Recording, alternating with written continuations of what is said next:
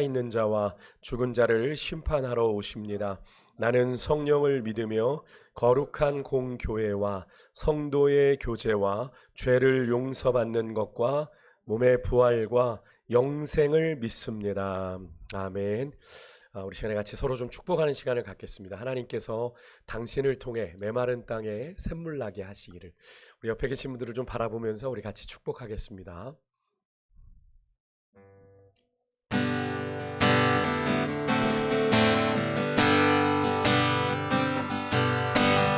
하나님께서 당신을 통해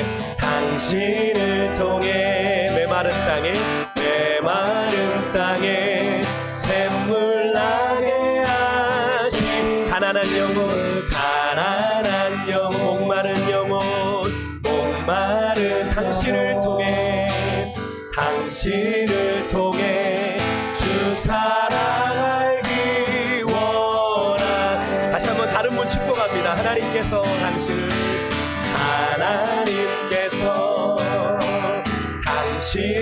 메마른 땅에 샘물 나게 가난한 영혼 목마른 영혼 당신을 통해 주 사랑 알기. 다음 분요. 다른 분 한 번 더 축복합니다. 하나님께서 당신을 통해 메마른 땅에 샘물 나게 하신 가난한 목마른 영혼 당신을 통해 마지막 한 사람만 한 번만 더 축복합니다. 꼭 축복하고 싶은 다시 한번 하나님께서 당신을 통해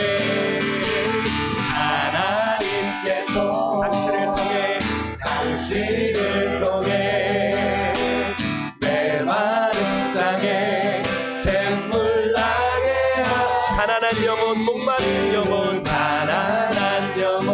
아멘. 목마른 영혼 당신을 통해 주 사랑 알기 원하네. 우리 악수와 포옹으로 사랑합니다, 축복합니다. 우리 인사하겠습니다. 사랑합니다, 축복합니다. 네, 동성 간에는 안 으셔도 되고 이성 간에는 악수만. 네, 우리 시간에 평화, 하나님의 평강이 당신의 삶에 이 찬양 또 축복하겠습니다.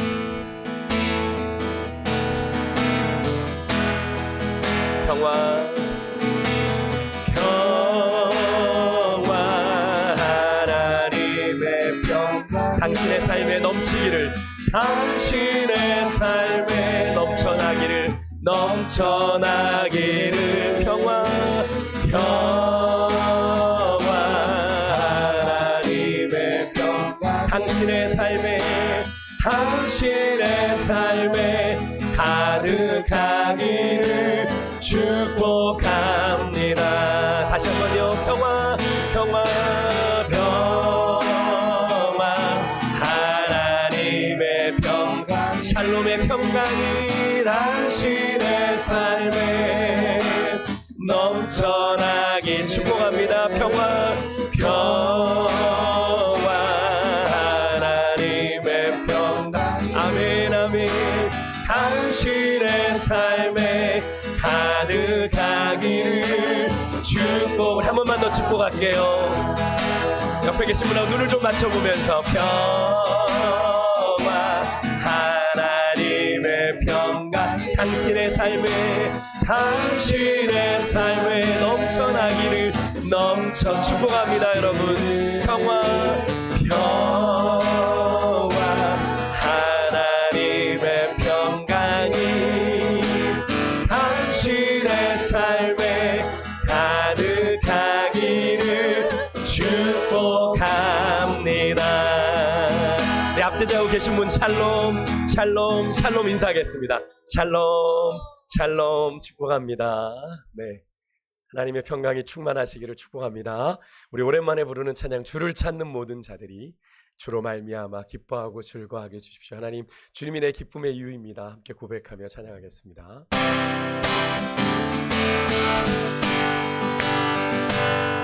주를 찾는 모든 자들이 주로 말미암아 기뻐하고 즐거워하게 하시며 주의 구원을 사랑하는 자들이 항상 하나님은 위대하시다, 하나님은 위대하시다 하게 주를 찾는, 아멘, 주를 찾는 모든 자들이 주로 말미암아, 아멘, 기뻐하고 즐거워하게 하시며 주의 구원을 사랑하는 자들이 항상 우리 주님은 위대하십니다. 주님은 위대하시다 하게 주는 나의 도는 나를 건지시 여호와여 지체 말고 내게 임하소. 가난하고 궁핍한 내 마음감 여호와여 속히 임하소. 다시 한번요. 주를 찾는 모든 자들이 주로 말미암아, 아멘, 기뻐하고 즐거워하게 하시며 주의 구원을 사랑하는 자들이 항상 하나님은 위대하시다, 하나님은 위대하시다 하게 한 번 더 고백합니다. 주를 찾는 모든 자들이 주로 말미암아, 아멘, 기뻐하고 즐거워하게 하시며 주의 구원을 사랑하는 자들이 항상 우리 주님은 위대하십니다. 하나님은 위대하시다 하게 주는 나의 도는 나를 건지시 여호와여 지체 말고 내게 임하소. 가난하고 궁핍한 내 마음과, 아멘, 여호와여 속히 임하. 주는 나의 도는 나를 건지시는, 아멘, 여호와여 지체 말고 내게 임하소서.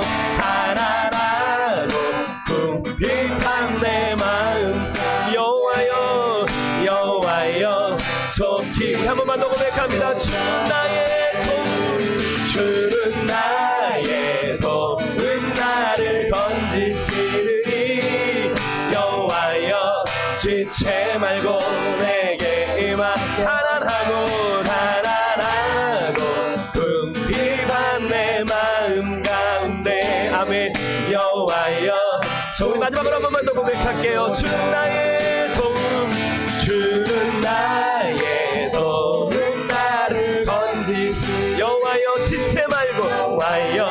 지체 말고 내게 임하소서.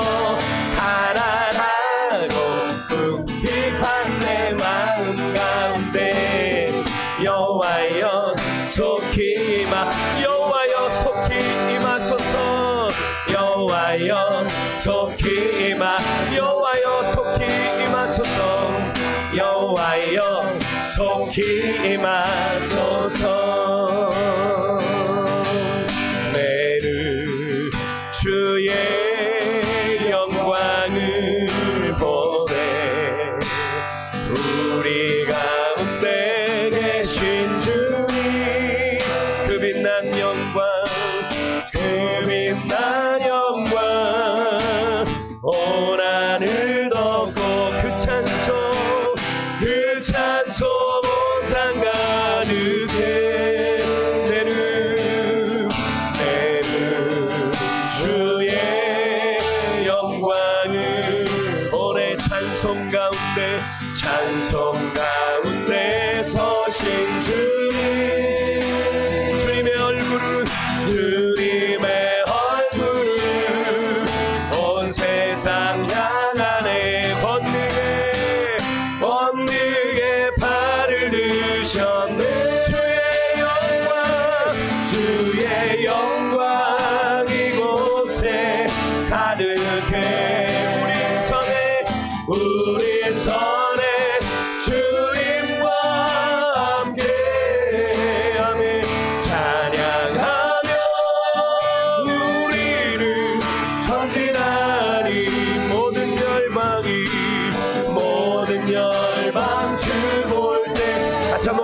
합니다. 내 눈 주의 영광을, 내 눈 주의 영광을 보네.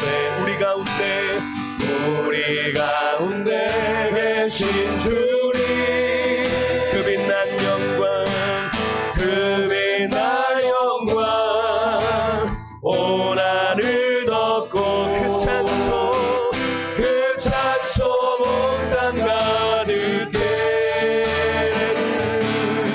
내 눈 주의 영광을, 우리 찬송 가운데 서신 주님, 주님의 얼굴은 온 세상 향하네. 권능의 팔을 들, 우리 믿음으로 선포합니다. 주의 영광 이곳에 가득해. 우린 선에 주님과 함께 찬양하며 우리는 전진하리. 모든 열방 주 볼 때 주의 영광 이곳에, 주의 영광 이곳에 가득해. 우린 선에 주님과 함께 찬양하며 우리는 전진하리. 모든 열방 주 볼 때 하늘아버지 우리 새롭게 하사, 하늘아버지 우리 새롭게 하사, 열방 중에서 주를 섬기게 하소서. 모든 나라 일어나 찬송 부르며 영광의 주님을 오게 하소서.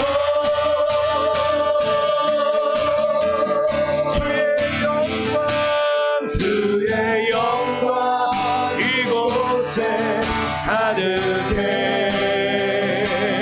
우린 선에 주님과 함께 찬양하며 우리는 전진하리. 우리 간절하게 우리 한 번 더 고백합니다. 주의 영광 이곳에, 주의 영광 이곳에 가득해. 우리 주님과 함께, 우리 선에 주님과 함께 찬양하며 우리는 전진하리. 모든 열방 주 볼 때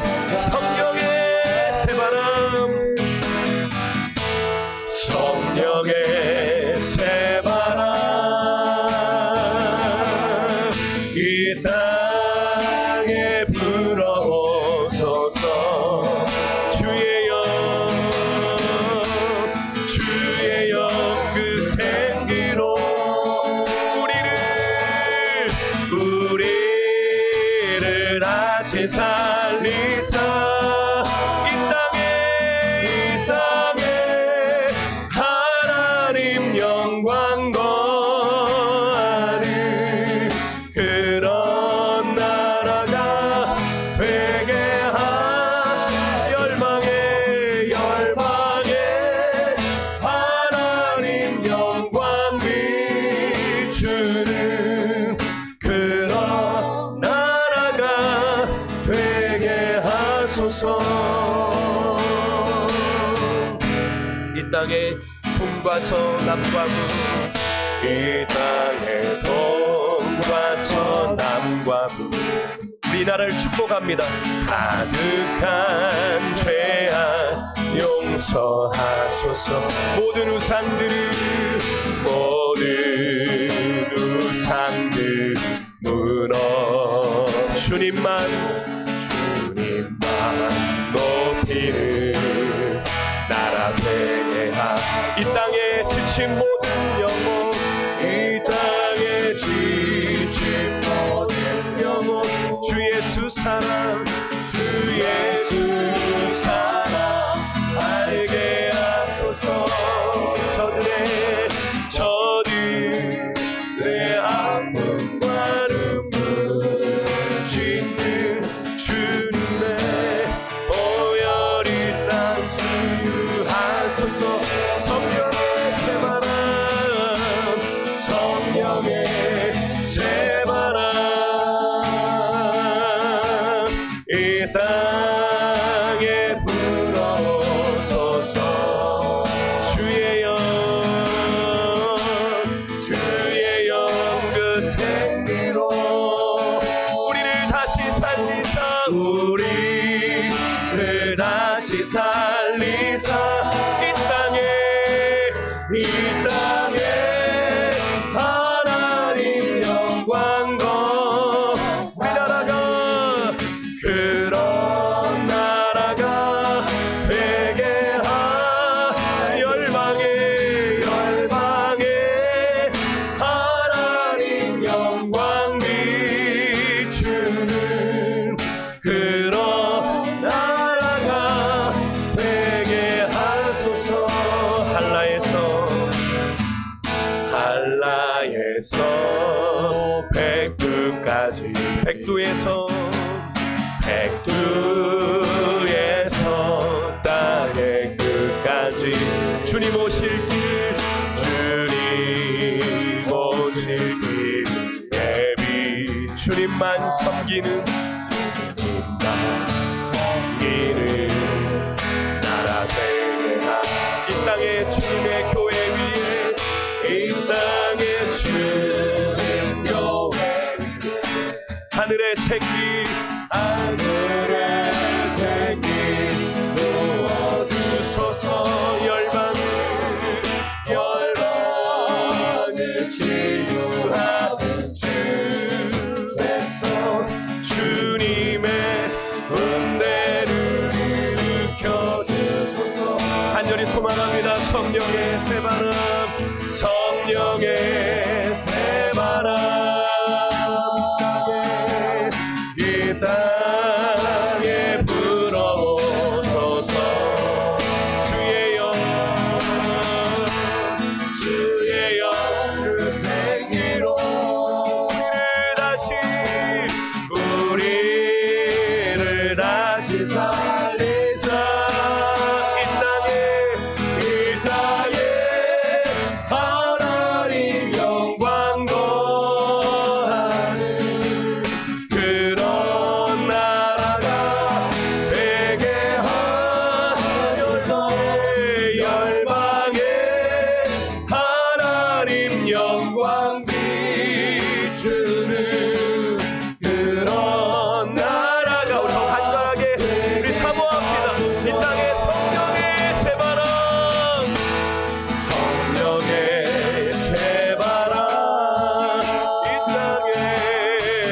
땅에 불어오소서.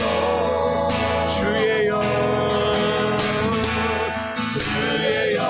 그 생기로 우리를 다시 살리사.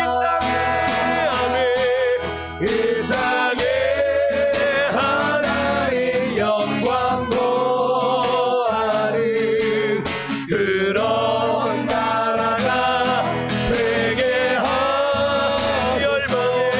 열방에 하나님 영광 비추는 그런 나라가 되게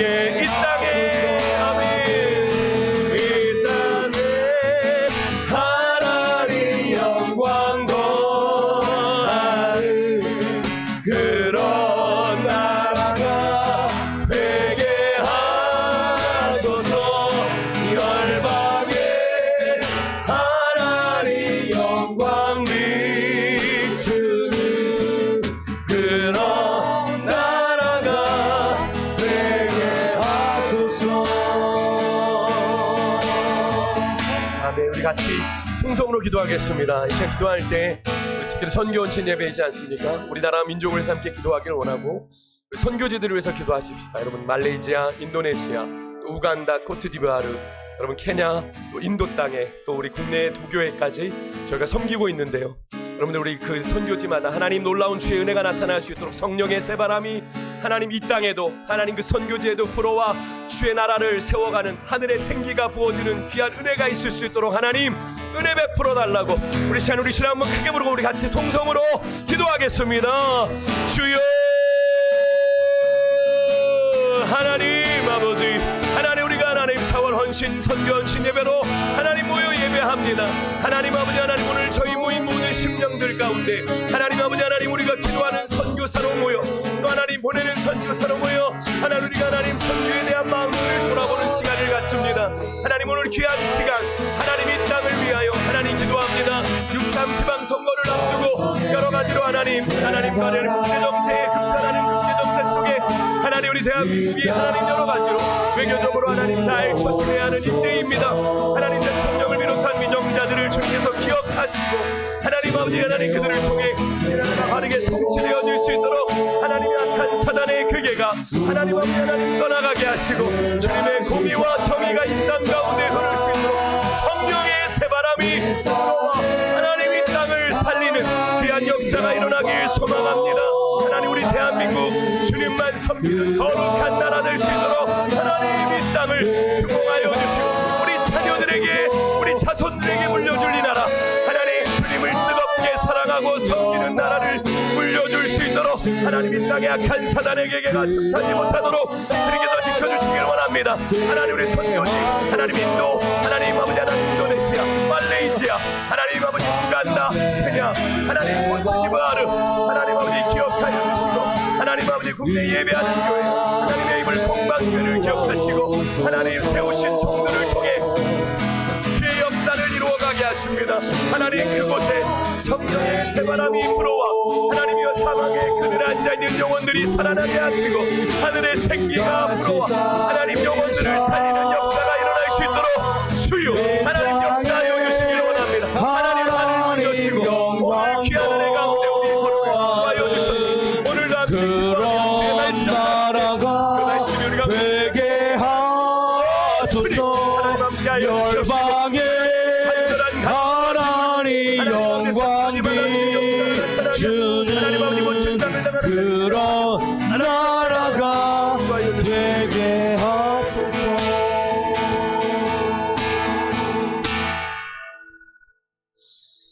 아멘. 감사합니다. 이 시간 예배를 위해서 유정환 집사님 기도해 주시겠습니다.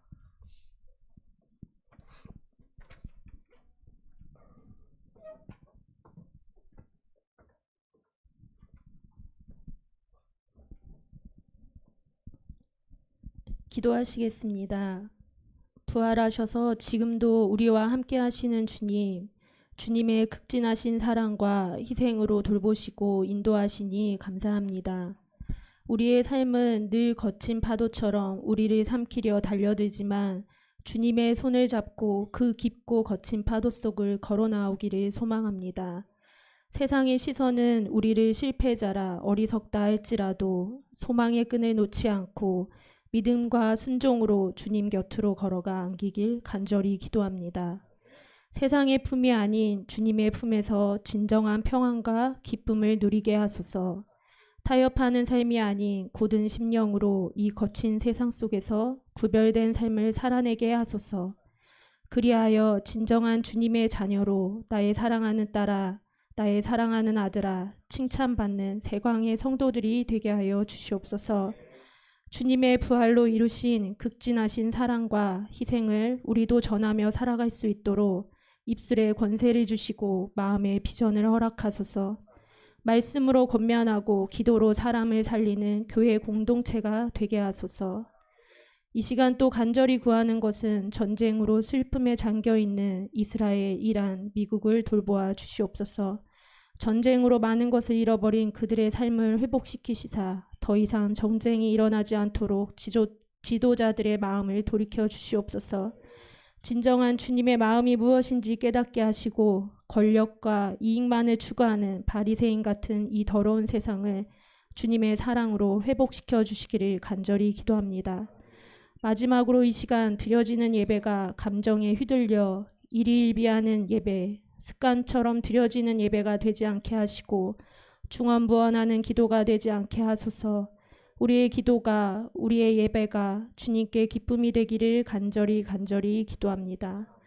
또한 이 시간 말씀을 전하실 목사님을 위하여 기도합니다. 강단에 서실 때마다 늘 주님께서 동행하셔서 마음의 평안을 허락하시고 입술을 주관하시어서 주님께서 허락하신 말씀들만 선포되게 하옵소서.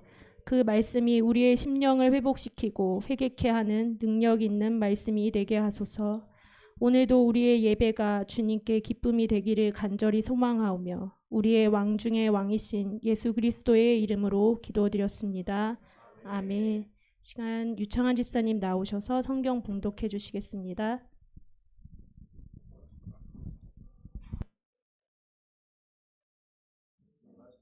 보겠습니다. 말씀은 요한복음 20장 19절에서 23절입니다. 요한복음 20장 19절에서 23절 읽겠습니다. 이날 곧 안식 후 첫날 저녁 때에 제자들이 유대인들을 두려워하여 모인 곳에 문들을 닫았더니 예수께서 오사 가운데 서서 이르시되 너희에게 평강이 있을지어다. 이 말씀을 하시고 손과 옆구리를 보이시니 제자들이 주를 보고 기뻐하더라. 예수께서 또 이르시되 너희에게 평강이 있을지어다. 아버지께서 나를 보내신 것 같이 나도 너희를 보내노라. 이 말씀을 하시고 그들을 향하사 숨을 내쉬며 이르시되 성령을 받으라. 너희가 누구의 죄든지 사하면 사하여질 것이요 누구의 죄든지 그대로 두면 그대로 있으리라 하시니라. 아멘. 한 절 더 보겠습니다. 사도행전 1장 8절입니다. 사도행전 1장 8절. 오직 성령이 너희에게 임하시면 너희가 권능을 받고 예루살렘과 온 유대와 사마리아와 땅끝까지 이르러 내 증인이 되리라 하시니라. 아멘. 목사님 나오셔서 말씀 전해 주시겠습니다. 그 전에 특송하겠습니다.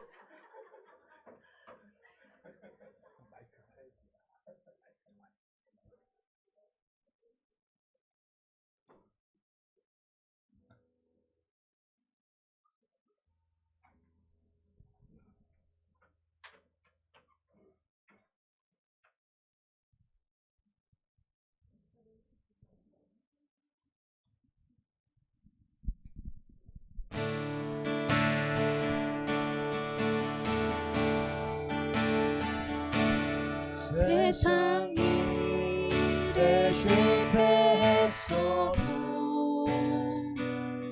너는 절망하지 마라.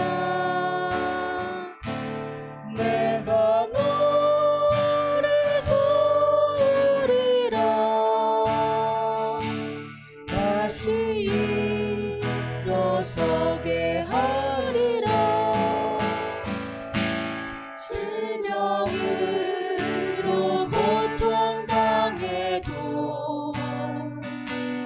너는 두려워 마라. 내가 너를 도우리라. 다시 일어서게 하리라. 나를 버린 자들도 내가 사랑하거늘 아무며 너희를 그냥 둘까 보냐.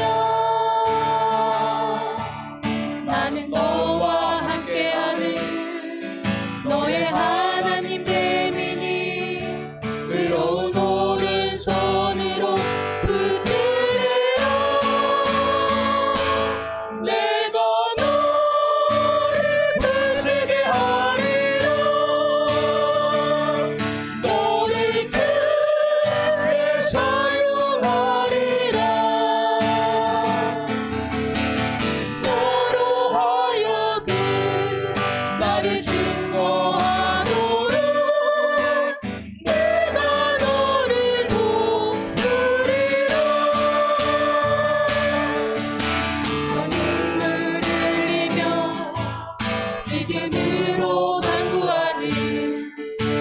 내 기도를 내가 외면하여 나는 너와 함께하는 너의 하나님 내 믿음으로 오른손으로 붙들리라. 내가 너를 굳세게 하리라. 너를 크게 사용하리라. 너로 하여금 나를 증거하도록 내가 너를 도우리라. 내가 너를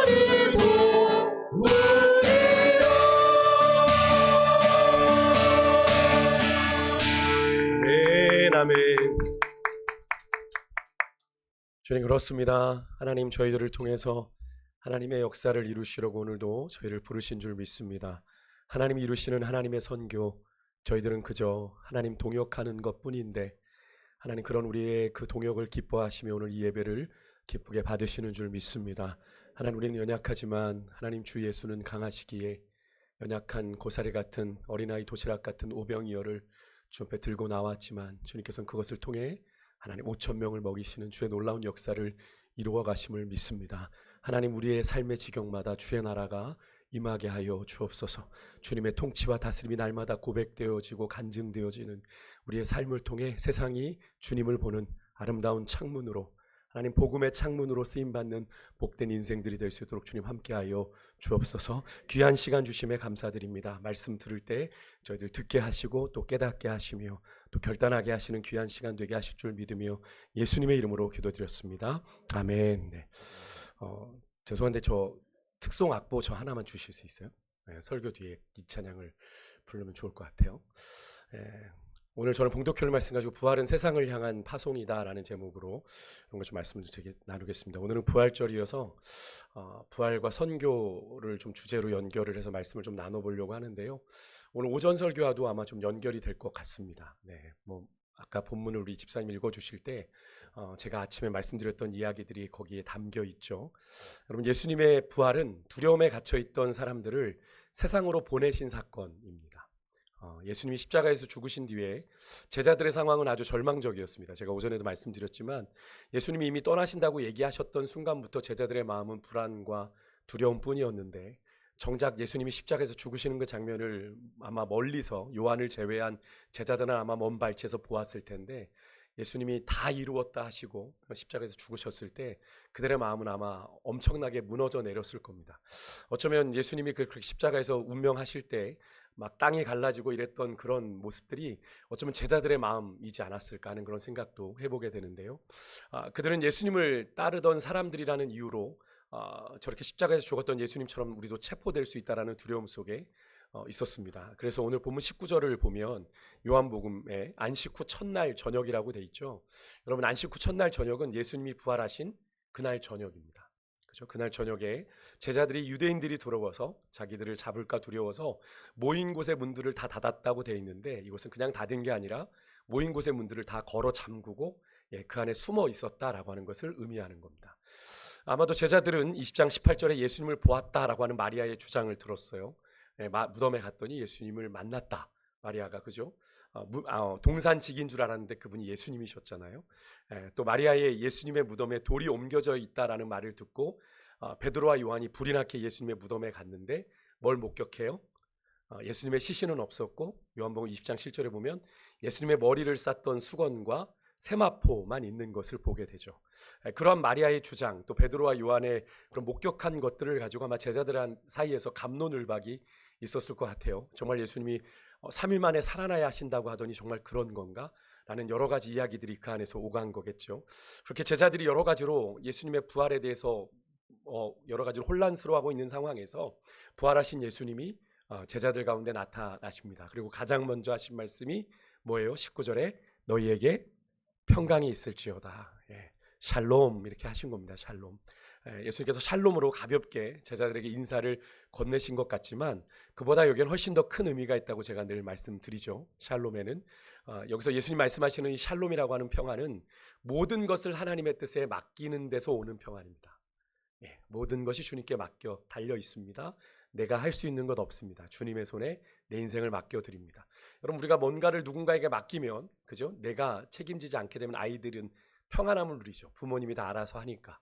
그죠? 그런 것 같은 겁니다. 아이가 모유를 먹는 아이가 부모의 엄마의 품에 안겨 있을 때 가장 평안하다고 하지 않습니까? 그런 평안이요. 그래서 예수님께서 우리의 인생을 하나님의 뜻대로 하시도록, 하나님께서 우리의 문제를 푸시도록 맡겨드릴 때, 내가 안고 있을 땐 답이 없지만 누리게 되는 평안이죠. 내가 가지고 있을 때는 문제를 내가 안고 있으면 그 문제에서 자유하지 못하기 때문에 우리는 고통을 받게 됩니다. 그래서 제가 예전에 그 염려에 대한 설교를 드릴 때 그 염려라는 의미가 숨통을 조이다라는 뜻이라고 제가 말씀을 드렸던 거 혹시 기억나십니까? 염려는 우리의 문제를 해결하는 것이 아니라 우리의 숨통을 조여옵니다. 그래서 우리가 문제가 있게 되면 뭐가 많아지죠? 염려가 많아지면 뭐가 많아져요? 한숨이 많아지죠. 왜? 숨통이 계속 조여오니까 숨이 잘 안 쉬어지는 거예요. 그 문제에 짓눌려서 가슴도 답답하고, 그죠? 답답함에 숨이 안 쉬어지니까 그죠? 계속 한숨을 쉬게 되는 건 아닙니까? 그러니까 우리가 하나님께 맡겨드릴 때, 근데 그 문제가 우리가 한숨을 쉬게 만들 뿐 해결은 되지 않잖아요. 그죠? 시간만 보낼 뿐이죠. 그래서 제가 예전에 빌립보서 4장의 말씀을 얘기하면서 거기에는 분명히 너희가 아무것도 염려하지 말고 오직 모든 일에 기도와 간구로 너희 구할 것을 감사함으로 아뢰라 라고 하는 기도의 4마디, 그죠? 기도와 간구, 구하고 아뢰라, 이 4가지 얘기하면서 염려와 대비되는 게 이거다. 염려가 있을 때는 어떻게 해라? 하나님 앞에 기도해라. 그래야 한숨에서 놓인다. 차라리 한숨도 주님 앞에서 쉬어라. 한숨도 주님 앞에서 쉬십시오. 그래야 하나님이 여러분의 마음을 시원하게 하실 겁니다. 아멘입니까? 네, 여러분이 안고 있는다고 해결되지 않아요.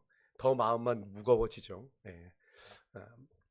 이 평안은 예수님께서 십자가에서 고통당하실 때 아버지 안에서 누리신 평안입니다. 그래서 히브리서 12장 2절을 보면 예수님의 그 십자가 장면을 이렇게 표현해요.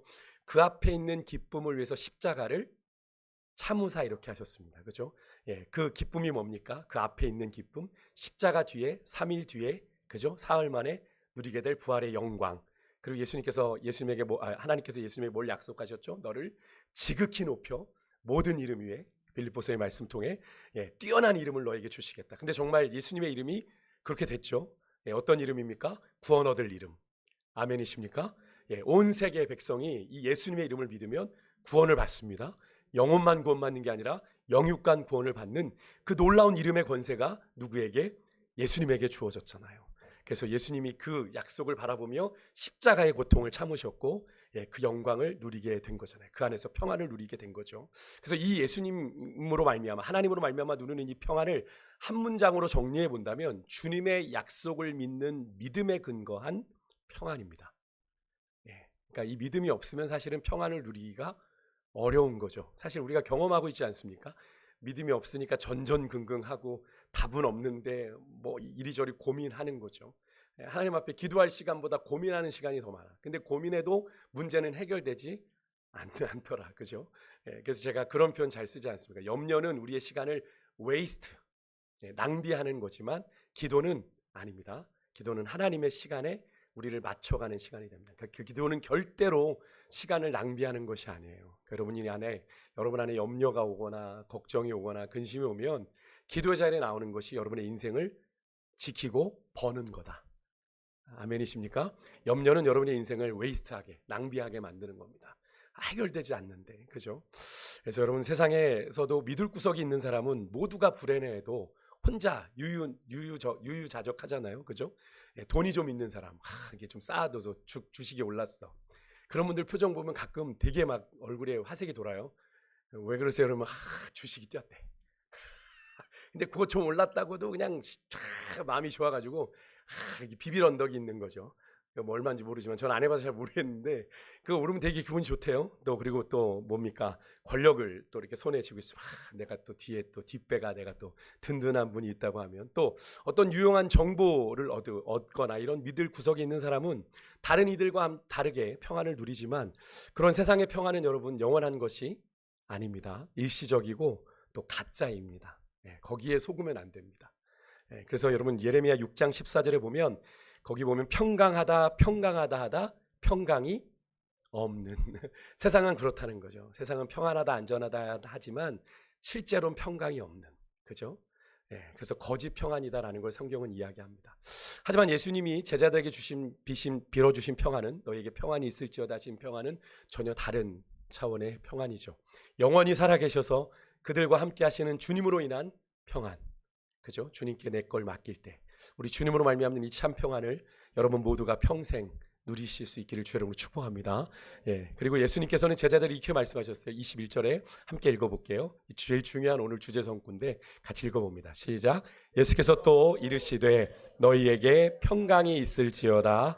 아버지께서 나를 보내신 것 같이 나도 너희를 보내노라. 아멘. 예수님은 부활하신 후에 제자들에게 야 이제는 안전해, 뭐 나 부활했어, 문제 없어 이렇게 말씀하시지 않았습니다. 오히려 이렇게 말씀해요. 이제 내가 너희를 세상으로 보낸다. 근데 여기서 세상은 그냥 세상이 아니죠. 그죠? 주님이 제자들을 보내신 세상은 어떤 곳인지가 여러분 요한복음 묵상하신 분들은 아시죠? 요한복음 16장 33절에 조금 스포하면 제자들이 안전한 곳이 아니라 오히려 뭘 당하게 될 곳이에요?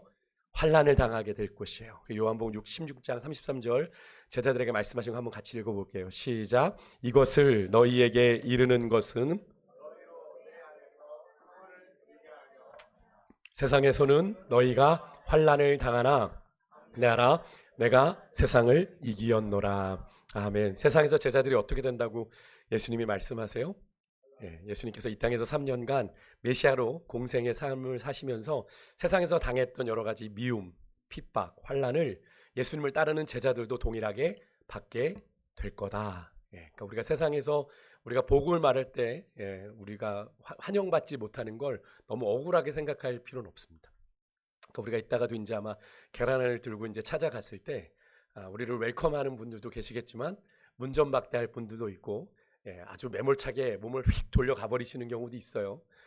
그래서 그것에 대해서 속상해하실 필요 전혀 없습니다. 그냥 우리는 하나님이 하라는 대로 전할 뿐이고 듣는 것은 그 사람 몫이니까, 그죠? 그 사람이 우리의 걸 받는 거 안 받는 건 우리의 권한이 아니에요. 아멘이십니까? 여러분 같이 그런 마음으로 하시면 좋을 것 같고요. 그래서 그 제자들도 받게 될 거니까 예수님 때문에 세상에서 너희가 환난을 당하지만 그런데 이렇게 말씀하시면 담대해라. 환난은 당할 거지는 담대해라. 근데 이유를 말씀하세요. 내가 세상을 이기었노라 말씀하십니다. 이게 무슨 말입니까? 아니 무슨 주님이 뭘 세상을 이겼어? 로마 병정들한테 죽도록 쳐맞고 지금 십자가에 죽으셨는데 예수님께서 제자들에게 이 말씀을 하신 시점이 언제입니까? 시점이 이 16장 하실 시점이 아직 십자가의 길을 걸어가시기 전입니다. 그죠? 그러니까 하지만 몇 시간 뒤면 예수님이 십자가에서 우리를 대신해서 죽으시죠. 그죠? 죽었다가 3일 만에 부활하심으로 사망의 권세를, 죽음의 권세를 가진 사단을 물리치고 승리하실 것을 내다보고 약속을 하신 거죠. 내가 세상을 이겼어. 너희가 마주하는 세상, 아까 우리 집사님 기도한 것처럼 거친 파도같이 너희를 삼킬 것처럼 덤비지만 여러분 킹 오브 킹스에도 보면 예수님이 그 폭풍 사이로 걸어오십시오. 그래서 평안하라 말씀하시지 않습니까? 여러분 그 은혜가, 그 약속을 주시는 거죠. 너희가 환난을 당하지만 내가 그 가운데 너희와 함께 있다. 이 약속을 제자들에게 먼저 주신 건데요. 아마도 제자들은 부활하신 예수님께서 제자들을 찾아와서 이제 내가 너희를 세상에 보내노라 이렇게 말씀하셨을 때 조금 전 우리가 함께 읽었던 요한복음 16장 33절의 말씀을 떠올렸을지 모릅니다. 왜냐하면 이 말씀이 예수님께서 요한복음에서 이제 마지막 부분이 그 다락방에서 제자들을 가르치시는 장면이거든요. 근데 이 말씀이 그 말씀의 결론이에요. 결론. 그 가르치심의 결론입니다. 너희가 내가 세상을 너희에게 너희를 세상에 보내는데 환난을 당할 거지만 담대해라. 내가 세상을 이겼다라고 말씀을 하시는 겁니다. 예수님이 이제 두고 갈 제자들에게 그런 마음을 주신 거죠. 아마도 제자들이 그런 생각들 가운데, 그래서 여기서 제자들을 세상에 보내신다라는 말씀은 언뜻 보기엔 예수님께서 제자들만 덩그러니 세상 가운데, 환난이 기다리고 있는 세상 가운데 던져놓으시는 듯한 느낌이 있습니다만 그렇지 않습니다. 예수님께서는 이렇게 말씀하신 데는 아주 중요한 약속이 전제되어 있는데, 그게 뭐냐면 죽음의 권세를, 사단의 권세를 이기시고 부활하신 예수님이 이제는 육신의 몸을 입고 그들과 함께하는 것이 아니라 어떻게 해요? 성령으로 그들 가운데 오셔서 그들과 함께 하신다는 중요한 약속이 전제되어 있는 명령입니다. 아멘이십니까? 주님이 우리를 세상에 덩그러니 버려두신 건 아닙니다. 너희를 고아와 같이 버려두지 않는다고 약속하셨습니다. 주님이 우리와 함께 하시는 걸 믿으세요? 내가 느껴지지 않아도 보이지 않아도 주님 우리와 함께 동행하고 계십니다. 그래서 예수님의 부활은요, 결코 제자들을 안전하고 편안한 신앙으로 부르지 않으셨어요. 예수님 부활하셨다고 해서 죽음의 권세마저도 이기신 주님의 부활은 제자들에게 승승장구하는 뭔가 화려한 꽃길을 열어주는 것처럼 보이기도 했습니다만 실상은 그렇지 않았습니다. 예수님의 부활은 제자들을 세상 속에 증인된 사명으로 부르셨어요. 무엇에 증인된 사명이에요? 아침에 계속 말씀드렸죠. 예수님이 부활하셨습니다 라고 하는 그 부활의 증인된 사명의 자리로 제자들을 부르셨는데요. 그래서 실제로 부활하신 예수님을 만난 제자들은 완전히 다른 사람이 되었다라고 말씀을 드렸습니다. 더 이상 세상의 미움, 세상의 환난으로 인해 두려워하지 않습니다. 세상이 그들을 예수님처럼 잡아갈까 두려워 숨어있던 사람들이 담대히 길가로 나가 사도행전을 보면 너희들이 예수님이 죽였다. 너희들이 예수님을 죽였다. 근데 그 예수님이 다시 살아나셨다라고 선포하며 복음을 전하는 사람들이 되었고, 자기 생명과 안위를 지키기에 급급했던 그 사람들이 예수 그리스도의 십자가 복음을 위해 자신의 생명을 초계와 같이 내놓는 그런 사람들이 되었어요. 그래서 여러분, 부활은 사람을 바꾸는 사건이라고 말할 수 있습니다. 그러니까 우리가 부활을 믿는다면 우리가 변해야 되는 거죠. 우리가 부활을 정말 믿는다면 그 부활이, 예수님의 부활이 내 부활이라면 우리가 변해야 됩니다. 예수님 안에서 가치가, 기준이 바뀌어야 되는 거죠. 여러분, 예수님의 부활이 여러분의 인생에 어떤 의미이세요? 그러니까 예수님께서 그냥 부활하셨다는 그 사실이 오늘 우리의 인생을 어떻게 바꾸었습니까? 그것을 내가 믿을 때 우리의 인생이 어떻게 바뀌셨어요? 여러분, 이 질문에 죄송하지만 제대로 대답하실 수 없다면 여러분의 신앙의 연수가 아무리 길어도 여러분의 신앙을 다시 진지하게 돌아보셔야 됩니다. 이 부활이 없으면 우리의 신앙은 헛된 것이 되거든요. 아까 아침에 우리 읽지 않았습니까? 이 세상뿐이면 우리의 인생은 가장 불쌍한 인생이 된다고. 그죠? 부활은 우리의 인생의 가치와 기준을 완전히 바꿔버린 거예요.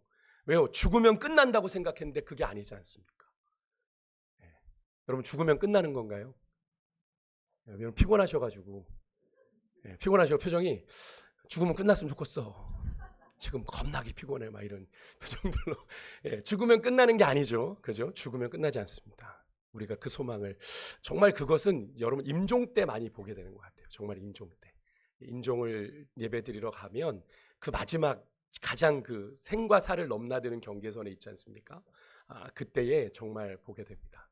내 안에 정말 하늘 소망이 있는가, 천국 소망이 있는가, 부활의 소망이 있는가를 그때 볼 수 있어요. 여러분, 우리가 정말 우리의 삶의 기준이 바뀔 수 있기를 소망합니다. 부활을 만난 제자들은 인생의 기준이 바뀌었단 말이에요. 나 혼자 내 생명 하나 건사하고 나 어떻게든 지켜봐야지 했던 그들이 더 이상 자기의 생명에 이 땅의 것에 연연하지 않았다고 하는 거죠. 세상이 더 이상 그들에게는 의미가 없었다라고 우리가 아까 읽었잖아요. 그렇죠? 여러분, 그런 인생이 돼야 되는 줄 믿습니다. 그래야 우리가 먼저 그의 나라와 그의 의를 구하지 않겠습니까?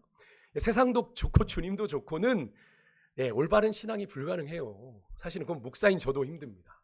목회자들도 그래서 많이 어려움을 겪는 거예요.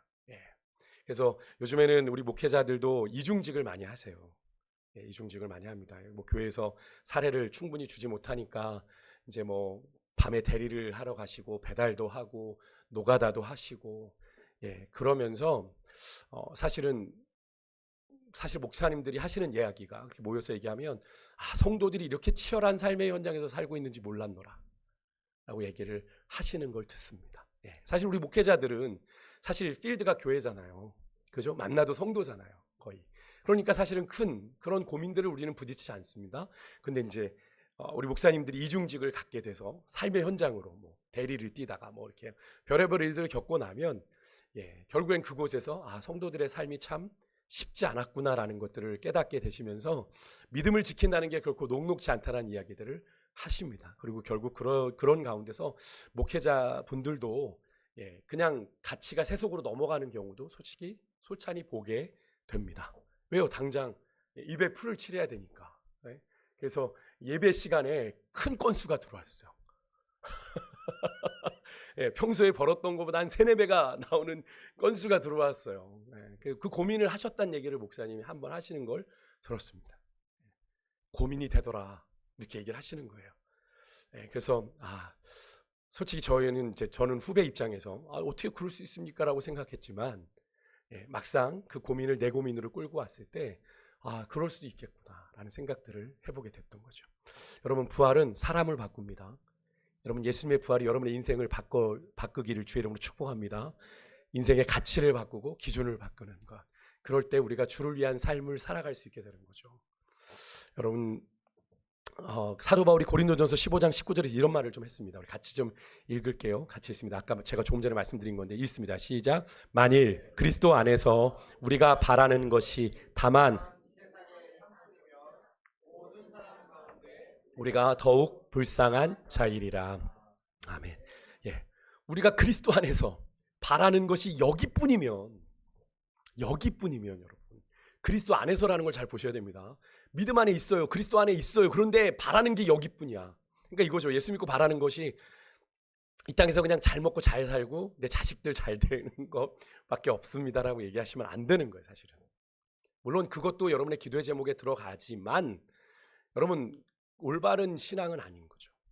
그거는 그냥 뭐 다른 종교에서도 가질 수 있는 그런 기복 신앙이라는 얘기를 하죠. 여러분, 예수님의 부활을 바라보는 사람은 이 세상만 바라보지 않습니다. 그죠? 이 세상이 전부가 아니란 말이에요. 근데 예수님 믿고 바라는 게 그거예요. 이 땅에서 그냥 잘 먹고 잘 살다 가는 겁니다. 그 다음엔 어떻게 할 거예요? 그 다음엔 잘 먹고 잘 살아서 주를 위해서 한 게 없어. 잘 먹고 잘 살았는데 주를 위해서 내가 뭐 한 게 없어. 그럼 어떻게, 내가 너를 모르겠다고 하시면 어떻게 하실 거예요? 그죠? 물론 예수님의 부활을 믿는 사람들은 우리가 돌아가야 될 본향이 있다라는 걸 늘 믿고 바라보며 살아가는 사람들. 물론 간접적으로 이 땅에서 예수 믿고 하나님 나라를 우리가 경험하며 살지만, 그죠? 이미 임한 하나님의 나라를 경험하며 살지만 그게 완전하지 않죠. 그러니까 우리가 늘 갈팡질팡 하는 건 아닙니까?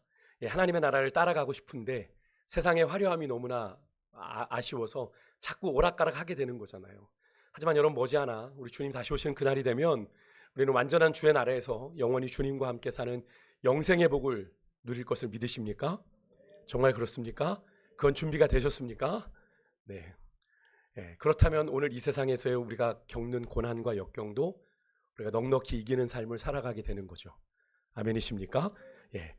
두 번째로, 부활을 믿는 사람은 증인의 삶을 살게 됩니다. 오전에도 말씀을 드린 거지만 예수님께서 제자들에게 승천하시기 전에 이 말씀하셨어요. 사도행전 1장 8절 우리 같이 한번 잘 읽습니다. 시작. 오직 성령이 너희에게 임하시면 너희가 권능을 받고 예루살렘과 온 유대와 사마리아와 땅끝까지 이르러 내 증인이 되리라. 아멘. 여기서 예수님이 증인이 되라 이렇게 말씀하지 않으셨고 증인이 되리라 말씀하셨습니다. 이게 무슨 말일까요? 부활을 진짜로 믿는 사람은 증인이 되지 않을 수 없다. 제가 아침에 월터 디킨스를 얘기했죠. 그 아이요. 아버지에게 그 왕 중의 왕이신 예수님의 부활 이야기를 듣고 나니 말하지 않을 수 없어서 밤에 잠자고 있는 형과 누나를 방으로 뛰어들어가서 형 들어봐, 누나 들어봐, 예수님이 부활을 하셨어, 죽음을 이기고 부활하셨다고 막 전하는 이야기가 그냥 지나가듯 장면이 지나갔습니다만, 여러분, 그것이 오늘 부활을 아는 우리들의 모습이어야 하는 것 아닌가. 부활은 단순히 여러분 신학적인 교리가 아닙니다. 우리가 사도신경을 읊조릴 때 그냥 신앙의 교리로 그냥 믿지는 않지만 그냥 고백하는 게 아니라 실제로 여러분, 이 부활은 우리의 삶을 바꾸는 능력입니다. 아멘이십니까? 그래서 여러분, 당장 우리가 이것과 반대로 내가 한 달밖에 못 산다고 여러분 삶 이대로 사실 거예요? 여러분, 내가 한 달의 시한부가를 살아가게 된다면 지금처럼 그대로 사실 분 계시냐고요? 여기 아무도 없으실 겁니다.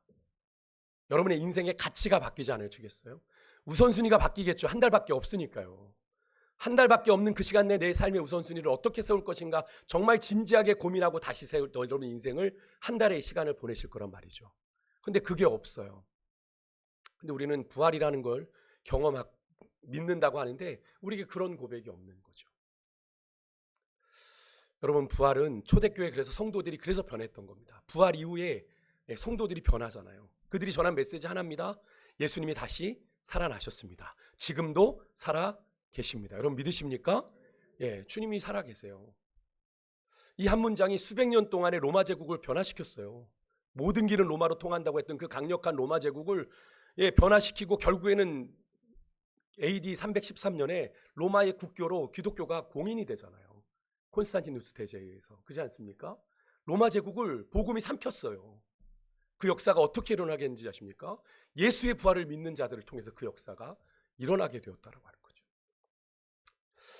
여러분, 그렇다면 끝으로 우리가 기독교 역사 속에서 실제로 부활을 믿는 사람들이 어떻게 세상으로 나아갔는지를 좀 살펴보고 한 인물만 좀 제가 소개하고 말씀을 마치겠습니다. 오늘 되게 피곤하고 이제 전도도 있는데 목사님 눈치 없이 설교 되게 길다라고 생각하시죠?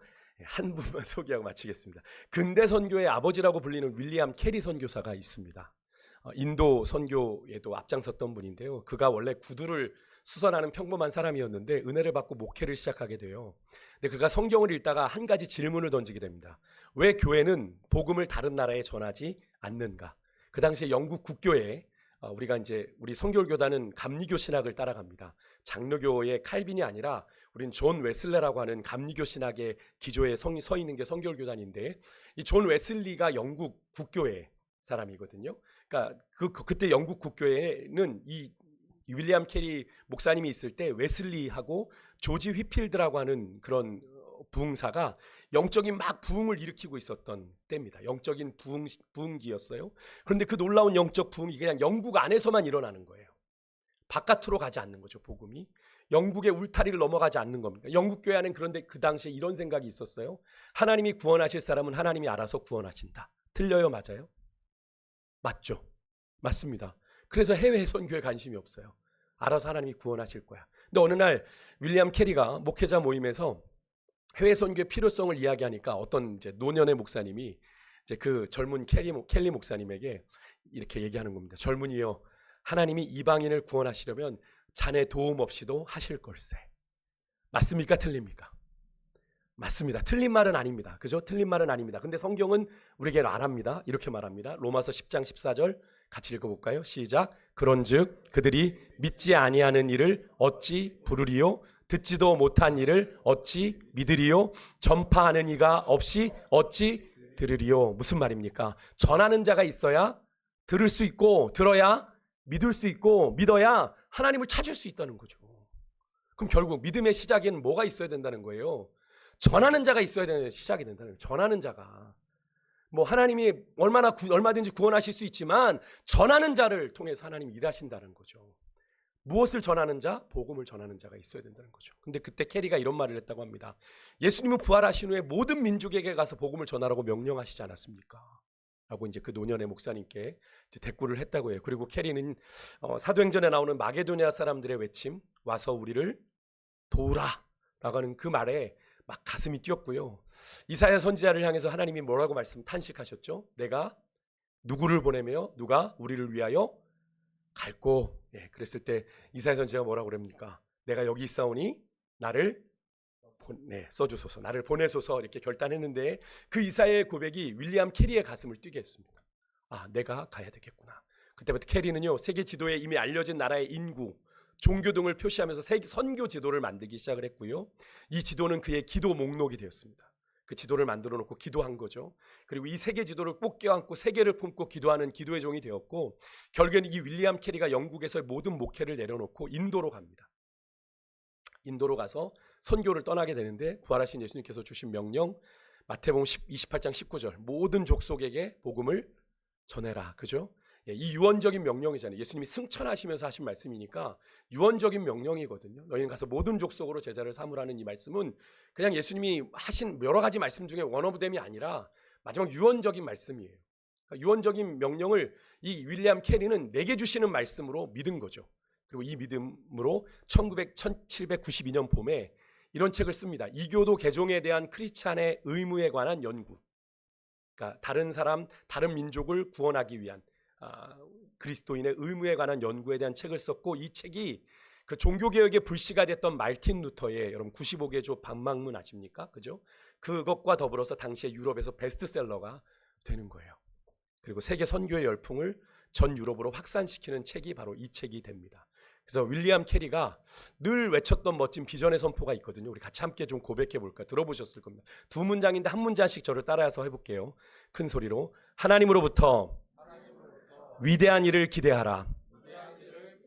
하나님을 위해 위대한 일을 시도하라. 한 번만 더 할게요. 하나님으로부터 위대한 일을 기대하라. 하나님을 위해 위대한 일을 시도하라. 아멘이십니까? 네, 많은 사람들이 지금은 하나님의 때가 아니라고 윌리엄 캐리에게 얘기했습니다. 하지만 윌리엄 캐리는 지금이 나로 하나님이 나와 당신을 통해 위대한 선교의 역사를 이루실 때라고 생각하고 기도하고 움직였던 거죠. 예, 그것을 기대하고 또 그것을 시도하라 역설했던 겁니다. 그로 인해서 18세기 영국을 선교사를 파송하는 제사장의 나라로 이 윌리엄 캐리가 만듭니다. 예, 그래서 영국의 선교가 일어나게 되는 것이고요. 그래서 18세기부터 19세기에 걸친 세계 선교에 불을 당긴 사람이 이 윌리엄 캐리고, 그래서 이 사람을 근대 선교의 아버지 이렇게 부릅니다. 19세기에 이제 선교 황금 시대가 이 윌리엄 캐리로 인해서 막 이방 땅에 복음을 전하는 일들이 일어나게 되는 거죠. 그래서 여러분 이 사명이, 근데 여러분 이게 비단 윌리엄 캐리만의 것일까요? 아니죠. 오늘 이 시대를 살아가고 있는 예수님의 부활을 믿고 그 부활하신 주님으로 인해 영생의 산 소망을 가진 우리에게도 주어진 사명인데, 늘 말씀드리지만 누구나 주의 말씀을 듣습니다. 예배를 드리면서도 듣고 뭐 자기 본인이 성경을 읽기도 하고. 근데 여러분 그 주의 말씀이 능력으로 나타나는 건 어느 때 나타난다고요? 그 말씀을 우리가 믿고 그 말씀대로 행할 때, 순종할 때, 그죠? 그런 사람에게만, 그런 곳에만 하나님의 역사가 나타나는 거죠. 예. 그래서 여러분 수십 년 우리가 같은 세월을 믿었는데 믿음의 차이가 나타나는 이유가 거기에 있다고 말씀드렸잖아요. 예. 아무리 들어서 내 머리만 커지면, 예, 그 말씀대로 내가 믿고 순종하지 않으면 역사는 나와는 다른 이야기가 되는 겁니다. 그 사람의 이야기는 될지 몰라도 마이 스토리는 되지 않는 겁니다. 여러분 우리가 얘기하죠. 예수로 나의 구주 삼고의 그 후렴 가사가 이것이 나의 간증이요가 뭐냐면 This is my story입니다. 영어로 하면 This is my story예요. 예수님을 만난 이야기가 내 이야기가 되려면 내가 순종해야 되는데 나는 백날 듣기만 해. 수십 년 교회 와서 들은 건 너무나 많아. 근데 그 들은 것이 내 삶의 믿음으로 순종으로 나타나지 않으면 그 말씀은 죄송하지만 여러분의 이야기가 아니에요. 성경의 이야기예요. 성경의 이야기. 여러분 예수님이 명령하신 선교 모든 민족에게 복음을 전하는 사명은 일부 특별한 사람들만의 일이 아니고요. 모든 그리스도인의 삶의 목적이고 이유입니다. 그래서 우리가 우리 여기 집사님 가게를 운영하시는 집사님도 가게를 운영하시면서도 내가 선교적인 마음으로 가게를 운영하는 겁니다. 누군가 내게, 우리 가게에 누군가 찾아왔을 때 내가 이 사람에게 어떻게 복음을 이야기할 수 있을까? 아니면 내가 무엇을 통해서 내가 예수님을 보여줄 수 있을까? 고민하며 가게를 운영하시는 거죠. 그래서 여러분 우리는 보내는 선교사, 기도하는 선교사로 우리가 이 선교 헌신 예배를 드리고 있는데 우리가 거기까지만 하면 우리의 선교가 끝인가요? 기도하고 보내면 끝인가요? 아닙니다. 여러분 우리의 선교지는 우리가 선교사님들을 보낸 지금 멀리 있는 나라, 말레이시아, 인도네시아, 인도, 우간다, 코트디부아르, 케냐 이 6군데 이 나라만이 아니라 이미 우리 주변이 우리의 선교지입니다. 네, 우리의 가정, 우리의 직장, 이웃에게 하나님은 우리를 선교사로 보내셨습니다. 믿으십니까? 그래서 우리는 모두가 선교사인 거예요. 우리는 모두가 선교사인 겁니다. 함께 그거밖에 볼까요? 옆에 계신 분들한테, 두 분한테 인사하세요. 우리가 선교사입니다. 네, 우리가 선교사입니다. 네, 여러분의 가정이 선교지입니다. 네. 이 이야기 하나만 하고 마칠게요. 많이 피곤해 하시네요. 그래도 버텨주셔서 감사합니다. 저도 말이 엄청 빨라지고 있지 않습니까? 네, 어느 교회에서 선교보고를 하던 선교사님이 세계 지도를 보여주면서 이렇게 말을 했습니다. 이곳에 아직 복음을 듣지 못한 사람들이 있습니다. 그러자 한 소년이 이렇게 질문을 했다고 해요. 그 사람들이 아직 예수님의 이야기를 듣지 못했다면 왜 우리가 아직 여기에 앉아 있죠? 그럼 이 아이의 질문이 무슨 의미인지 아시겠습니까? 왜 거기에 아직 사람들이 예수님의 이야기를 듣지 못했다면 왜 우리는 가지 않고 아직 여기에 앉아 있는 거죠? 라고 얘기합니다. 선교는 탁상공론의 이야기가 아니라는 거죠. 그 질문을 듣고 많은 사람들이 그 아이의 이야기의 마음에 찔려서 선교 헌신을 했다라는 이야기가 있는데, 단순하지만 매우 중요한 소년의 질문 아닙니까? 아직 복음을 듣지 못한 사람이 우리 주변에 있는데 우리는 앉아 있어요. 아무것도 하지 않아. 우리는 무엇을 해야 되는지를 질문해야 되는 거죠. 내가 가정에 보내진 선교사라면, 내가 그 일터에 보내진 선교사라면. 우리가 전적 예수 그리스도의 죽음과 부활이 교리가 아니고 살아있는 믿음의 고백이라면 그것을 아직 듣지 못한 사람에게 그들이 듣든지 아니 듣든지 우리는 그들에게 전해야 할 사명이 있는 거죠. 제가 이 말씀을 준비하면서 저희 아버지를 참 제가 예전에 그런 말씀 드리지 않았습니까? 저희 아버지가 되게 부끄러워했다라고요. 어릴 때. 목욕탕에 가면 목욕탕에 가서 때미는 아저씨, 뭐 거기 열쇠 주는 아저씨, 구두방 가면 구두방 아저씨. 계속 예수님 얘기만 하시는 거예요, 저희 아버님이. 목사니까 그럴 수 있다고 하겠지만 같이 따라다니는 아들은 목사가 아니잖아요. 정말 너무 그게 싫었어요. 솔직히 죄송합니다. 저는 싫더라고요. 그냥 저런 얘기 안 하고 그냥 목욕만 하고 가면 안 되나? 그 말을 하는 순간부터 모든 행동이 제약이 돼. 지켜보고 있는 것 같고 막 그죠? 예, 모든 것이 불편하더라고요. 저는 어렸을 때. 예, 뭐 이렇게 화도 못 내겠고 예, 그런 일들이. 그런데 결국엔 그렇게 참 전도를 많이 하셨던 기억이 납니다. 제가 부끄럽지만 제가 요즘 그런 고백을 합니다. 저희 아버님이 제 은퇴를 한 10년 정도 남기고 쓰러지셨는데 저는 아버지 목회를 되게 비판을 많이 했던 사람이거든요. 제가 대학원을 다닐 때 저희 어머님이 저보고 집에 오지 말라 그랬습니다. 기숙사에 있으라고. 제가 주말만 교회에 와가지고 계속 밤마다 이제 저녁 예배 끝나고 돌아오시는 아버지한테 막 비판하는 거예요. 설교부터 해가지고 막. 제가 설교도 못하면서 설교 비판, 뭐 목회 뭐 이러면 안 되는 뭐 저는 이제 학교에서 배운 거 가지고 현실하고는 다르지 않습니까? 그 얘기를 막 하면서 아버지를 하니까 어머니가 옆에서 보다 못해서 저보고 너 가, 오지 마, 네 사역할 교회 찾아가 막 이렇게 얘기를 하셨어요. 그러니까 제가 근데 지금 지나고 보니 제 나이가 되기 훨씬 전에 아버님 저보다 목회를 훨씬 잘하셨고 목회 열매들이 더 많았던 걸 사실 지나고 보고 제가 아버님께 그런 회개를 했습니다. 제가 날 넘은 짓 해서 정말 죄송하다고. 목회 목자도 모르는 게 그렇게 했노라고. 근데 정말 다른 건 모르지만 저희 아버님이 영혼에 대한 마음은 참 남달랐던 걸 제가 그걸 경험하게 되는데요. 여러분 근데 그것이 저는 저희 아버님만의 전유물이 아니라 저는 우리 모든 그리스도인들이 내가 예수님의 십자가를 정말 진심으로 믿고 부활의 산 소망이 있고 그거로 인해서 우리가 영생의 복을 누려야 된다는 걸 우리가 정말 믿는다면 여러분 내 자녀가 내 부모가 그냥 그렇게 멸망의 길을 향해 달려가고 있는데 두고 본단 말입니까? 아닌 거잖아요. 전해야죠. 아이들이 듣든지 아니 듣든지 그리고 그 아이들을 위해서 또 부모들을 위해서 또 친치들을 위해서 형제들을 위해서 기도해야 되는 거죠. 그것조차 하지 않는다는 건 하나님께서 우리에게 맡기신 복음을 전해야 될 사명을 직무유기하는 거죠. 여러분 예수님께서는 오늘도 여전히 우리에게 말씀을 하십니다. 여러분 아버지께서 나를 보내신 것 같이 나도 너희를 보내노라. 어디로 보내시는지 여러분은 아실 거예요. 주님께서 우리를 어디로 보내셨는지 우리의 삶의 자리에서 복음을 전하고 그리스도의 사랑을 실천하고 하나님 나라를 드러내는 삶, 그것이 바로 예수님의 부활을 믿는 사람이 살아내야 될 선교적 삶입니다. 마지막 우리 모두가 윌리엄 캐리의 구호 한 번만 더 외치고 선교헌신 예배 마쳤으면 좋겠는데 제가 선창할게요. 하나님으로부터 위대한 일을 기대하라. 하나님을 위해 위대한 일을 시도하라. 한 번만 더요. 하나님으로부터 위대한 일을 기대하라. 하나님을 위해 위대한 일을 시도하라. 우리가 하는 건 아무것도 없는 겁니다. 주님을 기대하면 되고 주의 말씀을 의지해서 시도하면 되는 겁니다. 위대한 일을 이루신 건 누구세요? 하나님이십니다. 우리가 하지 않아 주의 위대한 일들을 경험하지 못하는 걸지도 모르겠어요. 이번 한 주간 우리가 이 고백대로 하나님으로부터 하나님을 위해 위대한 일을 기대하고 위대한 일을 시도하는 여러분과 저의 삶이 될 수 있기를 주님으로 축복합니다.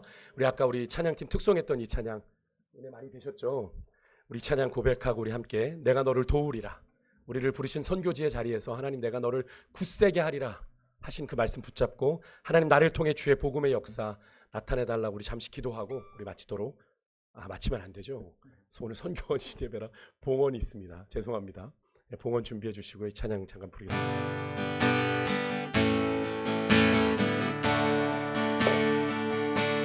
세상이 실패했어도 너는 절망하지 말아라. 너는 절망하지 말아라. 내가 너를 도우리라. 다시 일어서게 하리라. 질병으로 고통당해도 너는 두려워 말라. 너는 두려워 말라. 내가 너를 도우리라. 내가 너를 도우리라. 다시 일어서게 하리라. 나를 버린 자들도 내가 사랑하거늘 하물며 너희를 그냥 둘까 보냐. 나는 너와 함께하는 너의 하나님 되미니 의로운 오른손으로 붙들리라. 내가 너를 굳세게 하리라.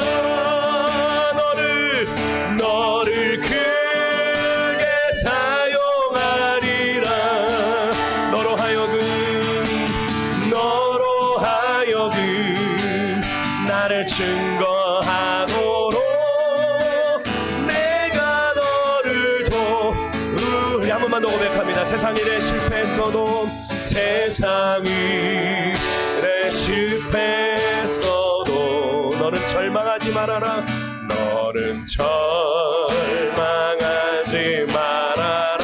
내가 너를 도우리라. 주님의 말씀입니다. 내가 너를 도우리라. 다시 일어서게 하리라. 질병으로 고통당해도 너는 두려워 말라.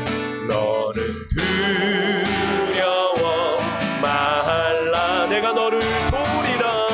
내가 너를 도우리라. 다시 일어서게 하리라. 나를 버린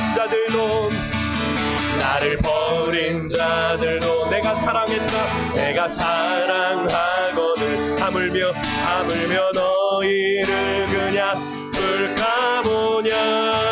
나는 너와 함께하는 너의 하나님 되리니 의로운 오른손으로 붙들리라. 내가 너를 굳세게 하리라. 너를 크게 사용하리라. 너로 하여금 나를 증거하도록 내가 너를 우리 감사 눈물 흘리며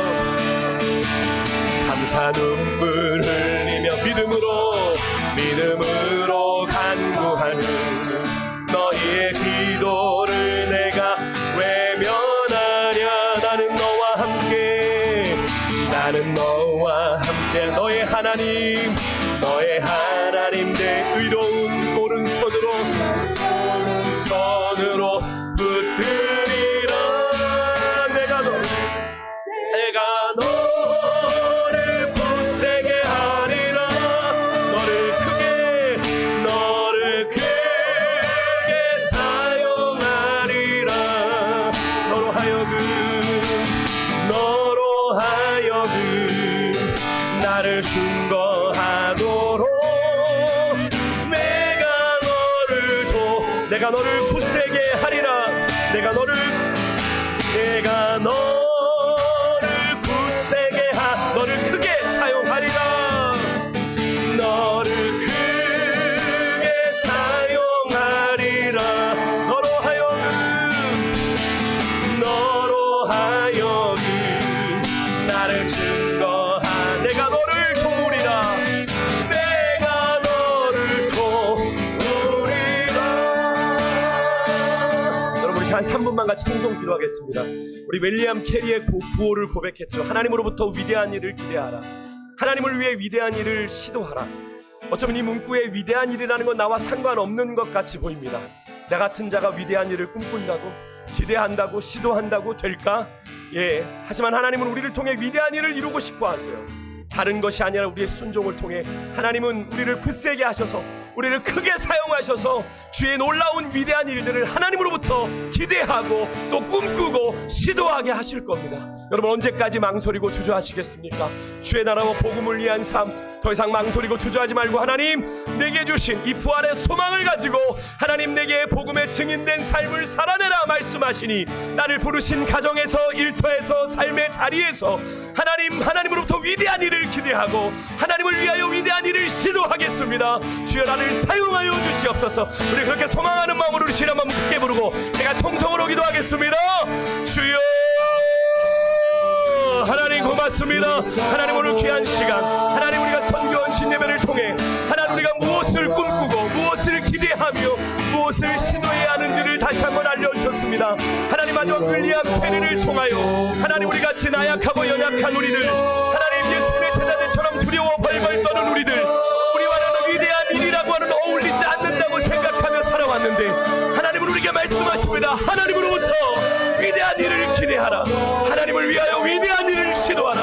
하나님, 그렇습니다. 우리의 연약한 삶이지만 주님이 쓰시겠다 하시면, 주가 쓰시겠다 하시면 우리의 시간도, 우리의 물질도, 하나님 우리의 인생도, 우리의 건강도, 하나님 나의 하나님 꿈과 비전도 주께 드리오니, 하나님으로부터 위대한 일을 기대하고 위대한 일들을 시도해 나가는 가운데 주의 뜻을 이루어가는 우리가 될 수 있도록 하나님 역사하여 주옵소서. 더 이상 하나님 우리의 머리에만 머무는 신앙이 되지 말게 하시고, 교리적인 신앙으로 끝나지 말게 하시고, 정말 지금도 부활하셔서 살아계신 그 주님을 내 삶에서, 내 삶을 통해 위대한 일을 꿈꾸고 계신 주님과 함께 하나님 위대한 일을 기대하고 시도하는 우리 모든 세광의 식구들이 되길 소망하오리. 주여, 우리 하나님 세광의 성도들의 삶을 주장하여 주시고, 이번 한 주간 그렇게 주의 나라와 복음을 위해 하나님 부활의 산 소망을 가지고 달려가는 귀한 한 주간이 되시도록 주여 은혜 베풀어 주시길 원합니다. 우리를 통하여 하나님 이 땅에 주의 나라가 이루어지기를 소망하오니,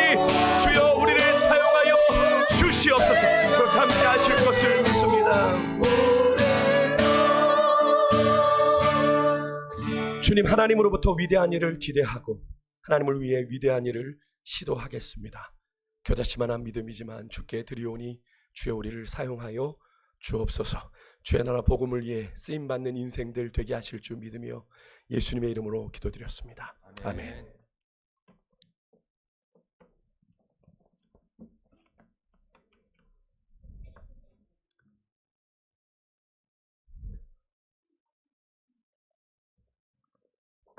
네, 찬송가 523장. 네.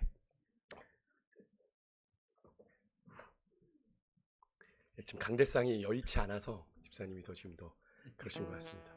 놓으실 데가 없어가지고. 523장 같이 찬송하시겠습니다. 찬송가 523장입니다.